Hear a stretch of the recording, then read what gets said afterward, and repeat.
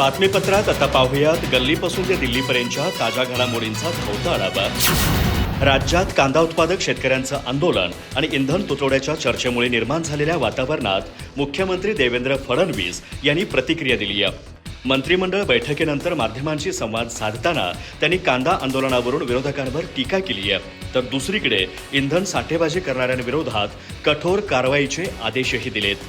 राज्यात पेट्रोल आणि डिझेलची खरेदी अचानक वाढल्याने प्रशासन सतर्क झालं असून जिल्हाधिकाऱ्यांना विशेष सूचना देण्यात आल्या आहेत। विरोधकांच्या आंदोलनावर निशाणा साधताना मुख्यमंत्री म्हणाले की काही मंडळी फक्त राजकीय फायदा मिळवण्यासाठी आंदोलन करत आहेत। कांदा कापल्यानंतरही ज्यांच्या डोळ्यात अश्रू येणार नाहीत तेच आता अश्रू ढळण्याचा प्रयत्न करत आहेत, असा टोला त्यांनी लगावला।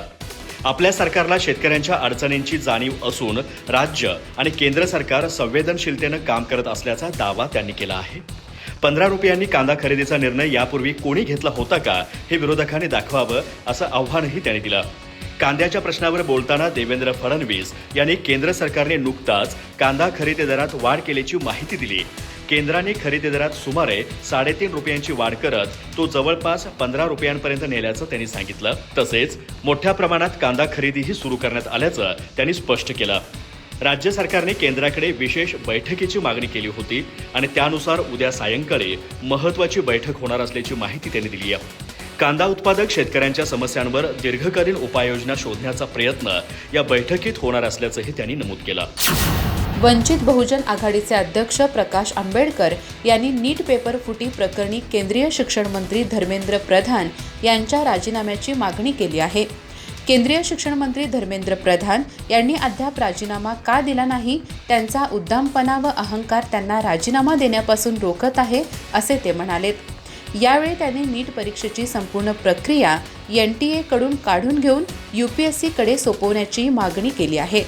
नीट 2026 परीक्षा गत 3 मे रोजी झाली, पण अवघ्या 3 दिवसातच हा पेपर फुटल्याचे स्पष्ट झाले। अखेर नॅशनल टेस्टिंग एजन्सीने NTA संपूर्ण नीट परीक्षाच रद्दबातल करत देशातील 23 लाख विद्यार्थ्यांना जबर झटका दिला। आता ही परीक्षा 21 जून रोजी होणार आहे। नीट परीक्षा रद्द झाल्यामुळे देशभरातील 6 विद्यार्थ्यांनी आतापर्यंत मृत्यूला कवटाळले आहे, तर या पेपर फुटी प्रकरणी आतापर्यंत 10हून अधिक जणांना अटक करण्यात आली आहे। विरोधकांनी या प्रकरणी केंद्रीय शिक्षण मंत्री धर्मेंद्र प्रधान यांच्या राजीनाम्याची मागणी केली आहे, पण तूर्त तरी केंद्राने त्यांच्याकडे दुर्लक्ष केले आहे। या पार्श्वभूमीवर प्रकाश आंबेडकर यांनी अत्यंत तिखट शब्दात धर्मेंद्र प्रधान यांच्या राजीनाम्याची मागणी केली आहे। आंबेडकरांनी आपल्या पोस्टमध्ये म्हटले आहे की भारताचे केंद्रीय शिक्षण मंत्री धर्मेंद्र प्रधान यांनी अद्याप राजीनामा का दिला नाही, त्यांचा उद्दामपणा व अहंकार त्यांना राजीनामा देण्यापासून रोखत आहे। त्यांचा हा उद्दामपणा त्यांच्या मंत्रिपदाच्या खुर्चीविषयीची आसक्ती व नीट UG 2026 ची प्रश्नपत्रिका फुटल्यामुळे देशातील 23 लाख विद्यार्थ्यांचे कष्ट वाया गेले, हे वास्तव स्वीकारण्याची अनिच्छा दिसून येते। भाजप नेते तथा मंत्री नितेश राणे यांनी काँग्रेस नेते राहुल गांधी यांच्या विरोधात पुन्हा एकदा गरळ ओकली आहे। राहुल गांधी हे पाकिस्तानी एजंट आहेत। ते पाकमध्ये बसलेल्या आपल्या बॉसला खुश करण्यासाठी पंतप्रधान नरेंद्र मोदी यांच्या विरोधात बोलतात, असंही ते म्हणालेत। त्यांच्या या टीकेमुळे राज्याचं राजकारण चांगलंच तापण्याची शक्यता आहे। काँग्रेस नेते राहुल गांधी यांनी सध्या महागाई, इंधन दरवाढ, नीट पेपर फुटी आदी विविध मुद्द्यांवरून केंद्रातील नरेंद्र मोदी सरकारवर टीकेची झोड उठवली आहे। या प्रकरणी त्यांनी मोदींना चक्क महागाई मानवाची उपमा दिली आहे। या पार्श्वभूमीवर मंत्री नितेश राणे यांनी त्यांच्यावर उपरोक्त टीका केली आहे। नितेश राणे म्हणाले, राहुल गांधी एक पाकिस्तानी एजंट आहेत। ते पाकची भाषा आपल्या तोंडात बोलतात। पाकला खुश करण्यासाठी सर्व तयारी राहुल गांधी यांची आहे। ते तिथून येणारी स्क्रिप्ट येथे वाचून दाखवतात।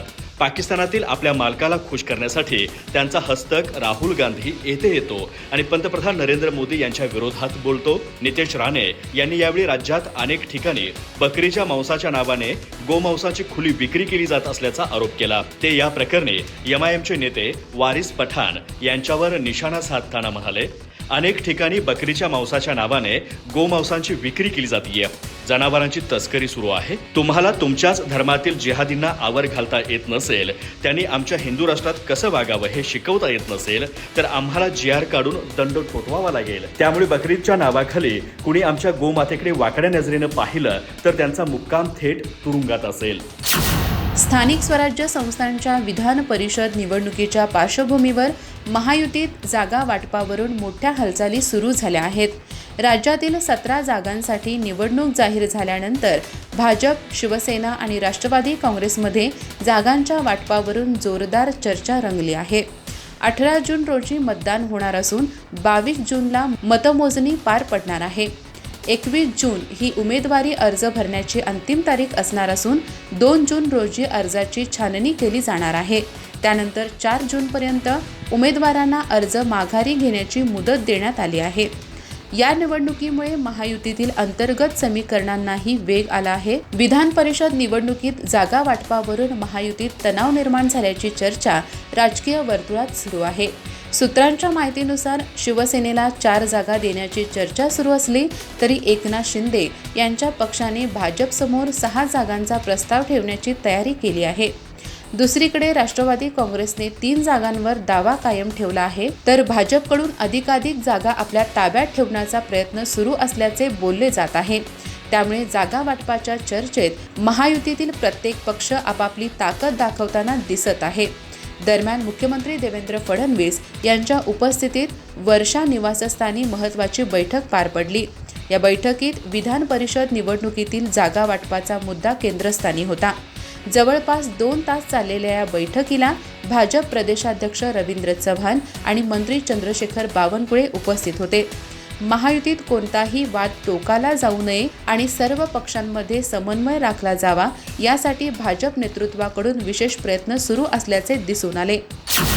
पंतप्रधान नरेंद्र मोदी यांच्या नेतृत्वातील केंद्र सरकारचा एक तपाचा काळ देशातील शिक्षण व्यवस्थेसाठी कर्दनकाळ ठरल्याची तिखट टीका काँग्रेस नेते विजय वडेट्टीवार यांनी केली आहे। 2014 ते 2025 पर्यंत देशातील जवळपास 1 लाख सरकारी शाळा बंद झाल्या, पण याच काळात तब्बल 51,000 नव्या खाजगी शाळा सुरू झाल्या। म्हणजेच सध्या विद्यार्थी आणि पालकांना खाजगी शाळांमधील महागडं शिक्षण घेण्यासाठी मजबूर केलं जात आहे, असंही ते म्हणाले।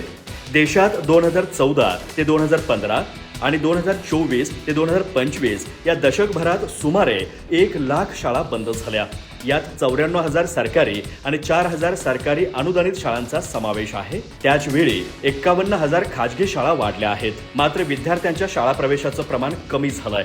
केंद्र सरकारच्या नीती आयोगाच्या शालेय शिक्षणावरील अहवालातून ही धक्कादायक आकडेवारी समोर आली आहे। या अहवालाद्वारे 2014 ते 2025 या दशकभराच्या कालावधीत देशातील शाळांची संख्या, विद्यार्थी प्रवेश, शिक्षक विद्यार्थी गुणोत्तर, विद्यार्थ्यांचं शाळांमध्ये टिकण्याचं प्रमाण, शाळांमधील सुविधा, विद्यार्थ्यांची अध्ययन निष्पत्ती अशा विविध घटकांचा सविस्तर अभ्यास करण्यात आला। या पार्श्वभूमीवर विजय वडेट्टीवार यांनी पंतप्रधान नरेंद्र मोदी आणि त्यांच्या नेतृत्वातील केंद्र सरकारवर उपरोक्त टीका केली आहे। ते म्हणाले, सत्ताधारी भाजपचे सगळेच नेते मोदींच्या सत्तेची तपपूर्ती साजरी करण्यात व्यस्त आहेत, पण या एका तपामध्ये मोदी सरकारने देशाच्या शिक्षण व्यवस्थेला जो सुरुंग लावला त्याबद्दल कोणीही अवाक्षरही बोलत नाही। मोदी सरकारच्या कार्यकाळात देशाची शिक्षण व्यवस्था कशी उद्ध्वस्त झाली हे केंद्र सरकारच्या नीती आयोगाच्या शालेय शिक्षण अहवालाने उघड केलं आहे। जमिनीच्या मालकीसाठी आपण पिढ्यानपिढ्या 7-12 उतारा पाहत आलो आहोत, पण आता देशात पहिल्यांदाच महाराष्ट्रात पाण्याचा 7-12 ही क्रांतिकारी संकल्पना राबवली जाणार आहे। या अंतर्गत केवळ पाण्याचा हिशोबच ठेवला जाणार नाही, तर पाणी वाचवणाऱ्या ग्रामपंचायती आणि व्यक्तींना कार्बन क्रेडिट्सच्या धर्तीवर ॲक्वा क्रेडिट्स दिले जातील। छत्रपती संभाजीनगर आणि मराठवाड्यासारख्या कायम पाणी टंचाईचा सामना करणाऱ्या भागांसाठी हा निर्णय गेम चेंजर ठरणार आहे। मुख्यमंत्री देवेंद्र फडणवीस यांच्या मार्गदर्शनाखाली महसूल विभाग हा उपक्रम राबवणार असून यातून ग्रामीण महाराष्ट्रात एक नवी जल अर्थव्यवस्था उभी राहील। पाणी पुरवठा आणि ग्रामविकास विभागाच्या सहकार्याने महसूल विभाग ही प्रणाली विकसित करत आहे। IIT बॉम्बेचे जल अभ्यासक डॉक्टर अविनाश कदम आणि त्यांच्या तज्ज्ञ समितीने यासाठी वॉटर अकाउंटिंग फ्रेमवर्क तयार केले आहे। यात पाण्याचा साठा मोजण्यासोबतच अचूक ऑडिट होईल। पाण्याला आर्थिक मूल्य मिळवून देणे आणि पाण्याचा वापर रेकॉर्ड करून जल अर्थव्यवस्था निर्माण करणे हे मुख्य लक्ष्य असल्याचे महसूल मंत्री चंद्रशेखर बावनकुळे यांनी स्पष्ट केले आहे। सुरुवातीला काही निवडक गावांमध्ये प्रायोगिक तत्वावर हा प्रकल्प राबवून पाण्याचे साठे, आवक जावक आणि प्रत्यक्ष वापराचा अचूक ताळेबंद मांडला जाईल। इस्रायल हा सर्वात यशस्वी वॉटर पॉझिटिव्ह देश आहे. तिथे पाण्याचा प्रत्येक थेंब मोजून कोट्यानुसार वाटप होतो. ऑस्ट्रेलियात पाण्याचा स्वतंत्र बाजार असून शेतकरी अतिरिक्त पाणी विकू शकतात. याच धर्तीवर महाराष्ट्रात ॲक्वा क्रेडिट्सची संकल्पना राबवून पाणी बचतीची निकोप स्पर्धा निर्माण होईल. नाशिकमध्ये अंधश्रद्धेच्या नावाखाली लोकांची फसवणूक करणाऱ्या आणखी एका भोंदूबाबाचा धक्कादायक प्रकार समोर आलाय. आश्रम आणि मठाच्या माध्यमातून मानसिक त्रासात असलेल्या लोकांना जाळ्यात ओढून त्यांचं आर्थिक आणि मानसिक शोषण करणाऱ्या कमलेश शिवकुमार अधिकारी आणि त्याच्या पत्नीविरोधात इंदिरानगर पोलीस ठाण्यात गुन्हा दाखल करण्यात आला आहे. अखिल भारतीय अंधश्रद्धा निर्मूलन समितीच्या पाठपुराव्यानंतर हा प्रकार उघडकीस आला असून या प्रकरणामुळे नाशिकमध्ये मोठी खळबळ उडाली आहे. सोलापूर जिल्ह्यातील लवळ गावातील मदन देवकर आणि ज्ञानेश्वर देवकर या दोन भावांच्या आईवडिलांचं 2021 मध्ये अवघ्या एका महिन्याच्या अंतराने निधन झालं होतं. या घटनेनंतर दोन्ही भाऊ मानसिक तणावाखाली होते. काहीतरी आध्यात्मिक उपाय मिळावा या हेतूने त्यांनी इंटरनेटवर शोध सुरू केला. त्यावेळी त्यांना नाशिकच्या पाथर्डी फाटा परिसरातील कमलेश अधिकारी यांची माहिती मिळाली. त्यानंतर त्यांनी नाशिकमध्ये जाऊन त्याची भेट घेतली. याचाच फायदा घेत भोंदूबाबांनी त्यांना भीतीच्या गर्तेत ढकलल्याचा आरोप आहे. कमलेश अधिकाऱ्याने देवकर बंधूंना त्यांच्या जमिनीवर दैवी संकट असल्याचं सांगितलं. मागच्या जन्मातील पापांमुळे तुमच्या कुटुंबावर संकट आलं आहे. गुप्तधन आणि अतृप्त आत्म्यांमुळेच तुमच्या आईवडिलांचा मृत्यू झाला असं सांगून त्यांना घाबरवण्यात आलं. तसेच दोघांवरही मृत्यूचं संकट असल्याचं सांगून त्यांच्याकडून विविध अघोरी पूजा करून घेण्यात आल्या. या सर्व प्रकारामुळे दोन्ही भाऊ पूर्णपणे त्याच्या प्रभावाखाली गेल्याची माहिती समोर आली आहे. यानंतर भोंदूबाबाने त्यांना मध्य प्रदेशातील उज्जैन येथे नेलं. तिथल्या स्मशानभूमीत जळत्या चितेवर 4 दिवस अघोरी पूजा करण्यात आली.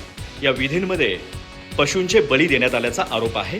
या पूजेच्या नावाखाली 1,50,000 रुपये उकळण्यात आले. त्यानंतर नांदगाव तालुक्यातील पिंपळखेड येथील आश्रमातही पुन्हा अघोरी विधी करण्यात आले. एवढंच नाही तर पीडितांना दारू प्रसाद म्हणून पाजण्यात आल्याचंही तक्रारीत नमूद करण्यात आलं आहे. स्वतःला देवाचा अवतार सांगून आणि काळ्या जादूची भीती दाखवून भाविकांची कोट्यावधी रुपयांची फसवणूक करणाऱ्या भोंदूबाबा अशोक कुमार एकनाथ खरात उर्फ कॅप्टन याला अंमलबजावणी संचालनालयाने अटक केली असून सध्या तो 26 मे 2026 पर्यंत 7 दिवसांच्या ईडी कोठडीत आहे. ईडीने केलेल्या छापेमारीत खरातकडून तब्बल 13.92 कोटी रुपयांची रोकड, सोन्या चांदीचे दागिने आणि लक्झरी मर्सिडीज अमेरिकन डॉलर असा कोट्यावधीचे घबाड जप्त केले आहे. तपासाची व्याप्ती वाढवत शिर्डी, राहता आणि अहिल्यानगर येथील गुन्हेही यात जोडण्यात आले. या प्रकरणी मनी लॉन्ड्रिंगचा मुख्य गुन्हा सिद्ध होत असल्याने ईडीने यात उडी घेतली. 13 एप्रिल ते 18 मे 2026 दरम्यान ईडीने आरोपी आणि त्यांच्या साथीदारांच्या निवासस्थानावर, व्यावसायिक ठिकाणावर आणि बँक लॉकर्सवर मोठे छापे टाकले. ईडीच्या छापेमारीत घबाड हस्तगत करण्यात आले आहे. खरात स्वतःला भगवान शिवाचा अवतार सांगायचा, लोकांमध्ये काळी जादू आणि मृत्यूची भीती निर्माण करून त्यांच्याकडून अवतार पूजा, धार्मिक उपचार आणि आध्यात्मिक मार्गदर्शनाच्या नावाखाली कोट्यावधी रुपये उकळत होता. खरातने केवळ एका तक्रारदाराकडून तब्बल 5.62 कोटी रुपये उकळले होते.